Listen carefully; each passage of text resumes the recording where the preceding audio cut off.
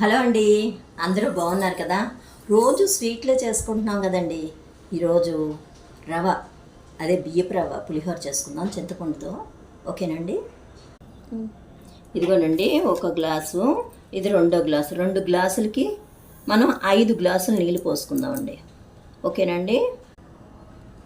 అప్పుడే చక్కగా ఉడుకుతుందండి. 5 గ్లాసులు పోసుకుంటే 2 గ్లాసులకి 5 గ్లాసులు పోసుకోండి. ఓకేనండి.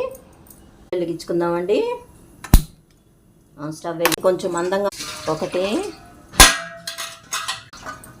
3 ఇదిగోనండి 5 గ్లాసులు నీళ్ళు పోసేసుకున్నాను. ఇది మరగనిద్దాం. దీంట్లో కాస్త పసుపు, ఉప్పు,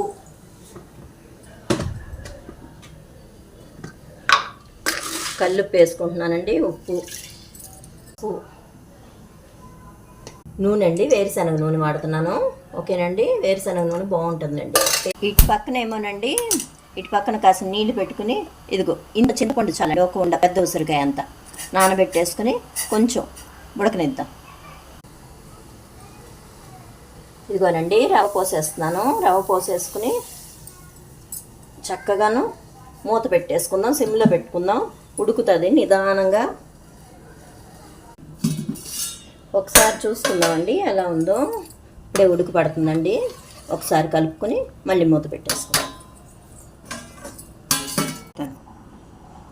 ఇదిగోనండి పచ్చిమిరపకాయలు ఒక 3, కొంచెం కరివేపాకు, ఎండుమిరపకాయలు, కొద్దిగా జీడిపప్పు, కొంచెం అల్లం ముక్కలు, ఆవాలు, పచ్చనపప్పు, కొంచెం మినపగుళ్ళు, కొంచెం జీలకర్ర, ఇవన్నీ పోపుకు అనమాట అండి.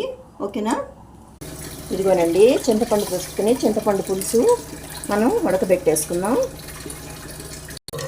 ఇదిగోనండి ఉడికిపోయింది, చక్కగా ఉడికిపోయిందండి. ఇది చల్లారి చేసుకుందాం. అదిగోండి చింతపండు పులుసు ఉడకబెట్టేసింది. కొంచెం ఉప్పు వేసుకోండి. ఆల్రెడీ మనం రవ్వలో ఉప్పు వేసాం. కొంచెం బెల్లం ముక్క చల్లేసుకోండి. ఉడకనివ్వండి. దగ్గరికి పోపు వేసుకుందాం. కొంచెం నూనె పోసుకుందాం. ఇదిగోనండి ఆవాలు, జీలకర్ర, పచ్చనపప్పు, కొంచెం మినపగుళ్ళు,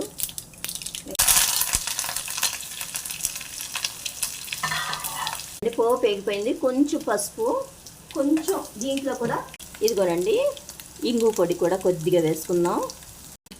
ఇదిగోనండి ఆ చింతపులుసు ఉడుకుతుంది కదండి, దాంట్లో పోసేసుకుని ఆ రవ్వలో కలిపేసుకుందాం. ఓకే. ఇదిగోనండి రవ్వ పులిహోరలో రవ్వలో ఈ పోపు అంతా వేసేసుకుని కలిపేసుకుందాం. అమ్మవారికి నైవేద్యం తీసేసాను. ఇదిగో మన పులిహోర